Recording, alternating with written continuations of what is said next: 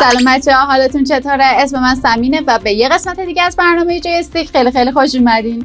توی این قسمت از برنامه براتون یه لیست بلند بالا آماده کردیم از بدترین بازی‌های سال 2023. درست شنیدید، بدترین بازی‌ها. و همچنین می‌خوایم بریم ببینیم کسی که تونسته بازی GTA 6 رو هک کنه و در واقع به گیم پلی این بازی دسترسی پیدا کنه کیه و نتیجه دادگاهش چی شده.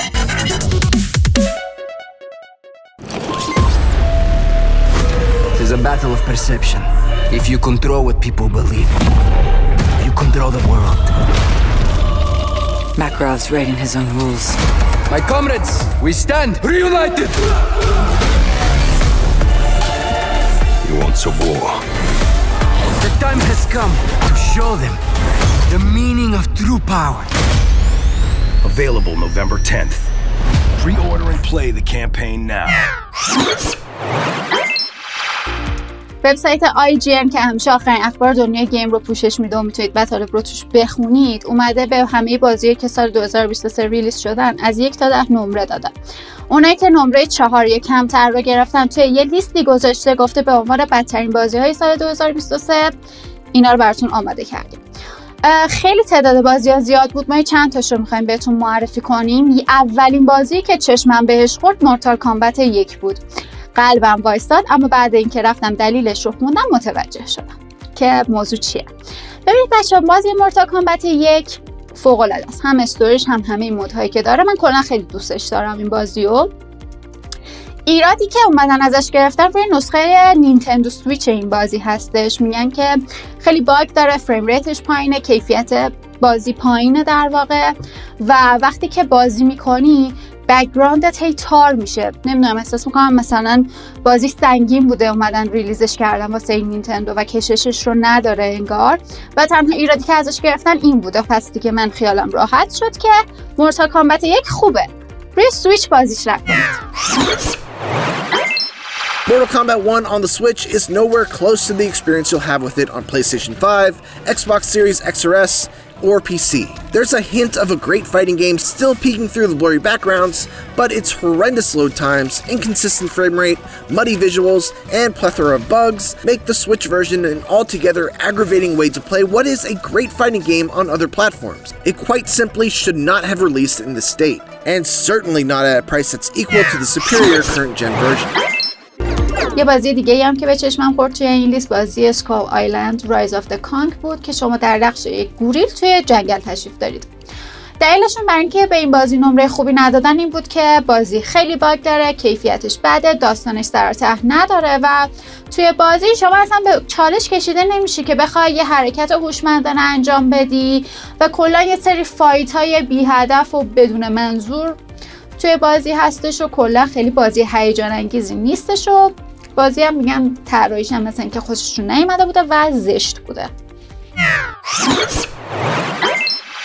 Skull Island is ugly and full of bugs, but the real trouble is that at its core, it's just boring.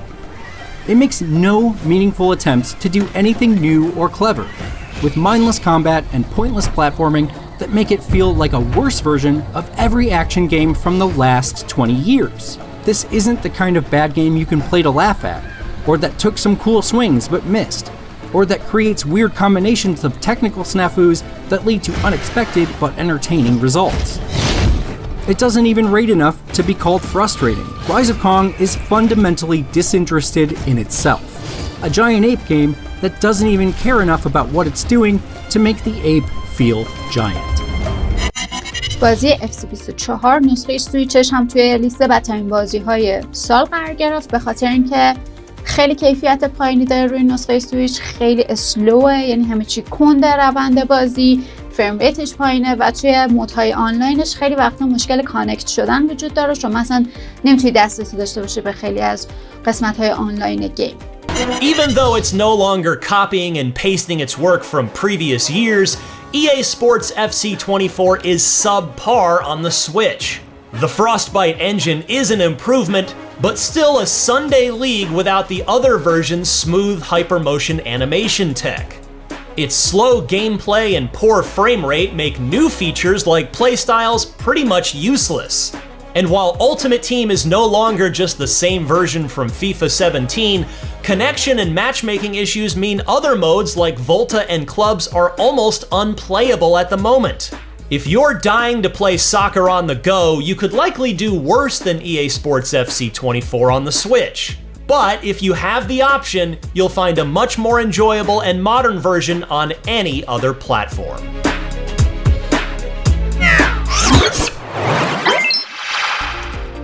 همونطور که داشتم لیست رو بالا پایین کردم چشمم خورد به کلی از بازی‌های ترسناکی که امسال ریلیز شده بودن.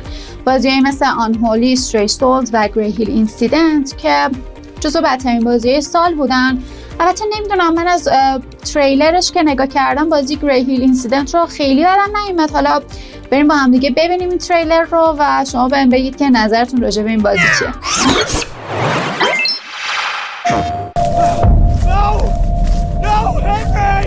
Lunatics and conspiracy theorists claim to have seen a UFO.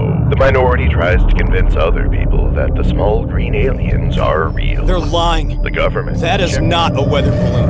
Ryan, this is an absolute invasion. Do you know what that means? They'll abduct everyone in the village. Humans, animals, and every little insect. They'll take samples of everything, making experiments of everyone. This is an extraterrestrial investigation. This can't be our end. I don't want to end up as an alien experiment victim. We can't talk about it to the police. They'll just lock us up in a psych ward. Several animals have already disappeared. The neighborhood watch takes care of it. It's Ryan's turn today. He will visit you tonight during his tour. Put something in me. Some kind of metal, baby. Who are you? In which part? God, I hope they didn't start drilling into his teeth. Rachel!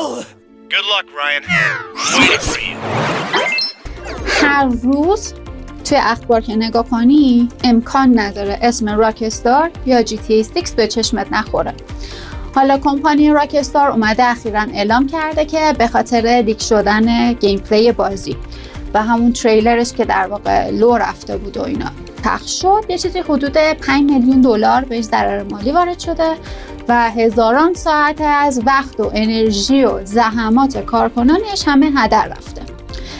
یه پسر بچه‌ای تشریف داشتن این جناب هکر، 18 سالشونه، انگلیسی هستن و اسمشون آریان کورتیژ اگه درست تلفظ کرده باشم.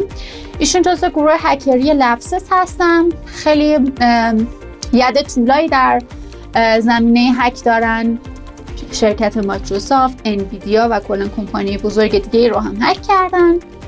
حالا ایشون رو دستگیر کردن، بردن دادگاه. جلو قاضی برگشته گفته که منو اگه آزاد کنید در اولین فرصت دوباره به همین کار دست میزنم، جاهای دیگر هک میکنم. یعنی دوست داره، کلا راضیه، اصلا پشیمون نیستش و متوجه نیست که این کار غلطه، جرمه و اینا. بر همین قاضی هم بهش گفته که باشه، پس شما تشریف ببر بیمارستان، تا آخر عمرت همونجا بمون تحت نظر و مراقبت، شو تو بیمارستان در واقع زندانی هستی. حالا شاید براتون جالب باشه من چرا نمیگم زندان، میگم بیمارستان. به خاطر اینکه ایشون مبتلا به بیماری اوتیسم هستن و امکان اینکه بخوان توی زندان پیش انسان‌های دیگه در واقع زندانی بشن رو ندارن. برای همین حکم قاضی این بوده که توی بیمارستان زندانی بشه و قرارم نیست مثل اینکه بیرون بیاد دیگه. It is the 18th of September in 2022, the day when the biggest leak in video game history occurred, perpetrated by this 17-year-old, Arian Kurtaj. With his publication of original material from GTA 6, he not only brought to light juicy details about the most anticipated game of all time, but also became the subject of a breathtaking crime story that still keeps the gaming scene in suspense today. In this video, we want to tell you exactly this incredible story and present you the details behind the most spectacular leak in video game history. Let's start with the question of who Arian Kurtaj is. In fact, not too much is known about the boy who almost brought Rockstar Games, the company behind GTA, to the brink. It is known that he was born in 2005 and currently lives in London. He started programming at a young age, showing massive talent there. In time, he joined a feared hacker group called Lapsus, where he committed numerous crimes and data thefts under the online name Teapot Uberhacker. One thing in particular is known about Arian, that he suffers from a certain form of autism. This allegedly leads to the fact that he has no feeling for human closeness and is often not aware of the seriousness of his deeds. However, it is precisely this personality trait that currently seems to be working to his advantage. In the serious court case that he is currently facing because of his GTA 6 leak, his illness caused perhaps the craziest turn of events that has been seen in court for a long time. But we'll get to that in a moment. Before that, we'll take a brief look at Lapsus, the group Arian was a member of. Lapsus is an online group of probably 7 hackers that has been the fear of many large companies since 2021. In recent months, they have sneaked into the online systems of well-known corporations, among others, and captured data with which they extorted a total of around $10 million. اسم من ثمینه و خیلی ازتون ممنونم که تا آخر یه قسمت دیگه از برنامه جویستیک هم همراه ما بودین. یادتون نره که حتما ویدیومون رو لایک کنین، کانالمون رو سابسکرایب کنین، زنگوله کانال رو روشن کنین که هر وقت ویدیو جدید گذاشتیم بهتون اطلاع بده. توی قسمت کامنت هم یه بازی ترسناک بهمون معرفی کنید که واقعا شما رو ترسوند و از بازی کردنش لذت بردین. تا یه قسمت دیگه از برنامه جویستیک، فعلا خدافظ.